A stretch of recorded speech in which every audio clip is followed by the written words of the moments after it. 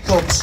He was awarded the MBE by the Queen of England. He's Liverpool's record scorer. Ladies and gentlemen, come on, let's have it, Mr. Ian Ross!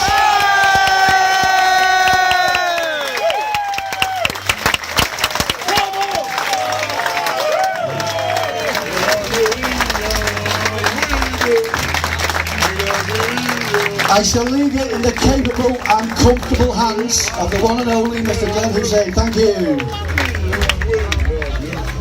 Ska vi ta det på svenska eller på engelska? Eller holländska eller italienska? Take you Welsh! Welsh! Sorry. Ian, describe yourself. How are you as a person? Well, that's very difficult actually. No, I think for myself, I come from a large family. I have 5 brothers, 4 sisters, so all my parents brought me up to be really respectful to everyone and quite sort of humble really, and I respect everything what everyone does. So I come from a working class background, and that's why I tend to carry on, you know. I'm just being myself, and that's the way it should be. How come you ended up in Liverpool? Why? Well, I ended up in Liverpool because really I played for Chester, which is near Liverpool, and as a kid I used to support Everton. Blue white shirt! Hello! Blue white shirt! Yeah, then I got a bit of sense, really, because Everton came to watch me when I was playing for Chester, and Gordon Lee was a manager of Everton, and what I always remember, I'll never forget, he told me, he said I wasn't good enough to play for Everton. So, well, 3 months later I signed for Liverpool, and I said, ever since then, every time I played against Everton, I made sure they paid for it.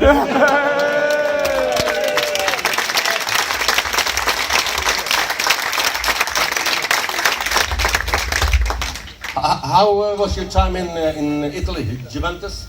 I remember I played against you with Brian Laudrup, Michael Laudrup. Yeah. How was your time in Italy? Well, really, it was like playing in a foreign country.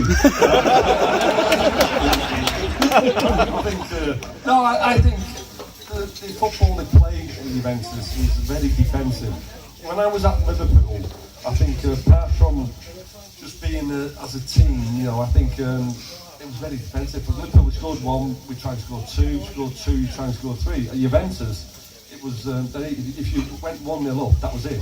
Shut up shop. It was very, very defensively there, and I remember one time when I was playing there and I went to close the defender down. Like Liverpool, if I closed the defender down, if I seen it going to the left back, if it was going on his right foot, I would always close him down. That meant he could see me one corner of the eye, maybe, you know, they just kicked the ball over. But if I'd done that at Liverpool, then Kenny Dalglish would close down, Graham Souness would close down, Alan Hansen would close down, so we're playing in 1 half. But when I'd done it at Juventus, he knocked the ball over my head, and I seen another 10 of the waiting in their own half. So after the game, I said to the manager, I said, "Listen, this is why you bought me. You know, this is what we're going to do."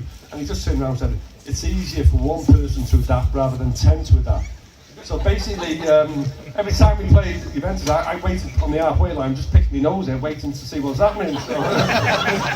So that's what it was. It was a very completely different way of playing, and I become a better player for that. But I think sometimes you don't realise the grass is not always green, and when you leave Liverpool, you know, you think, yeah, you're going on Juventus, we're just equivalent to as good as Liverpool.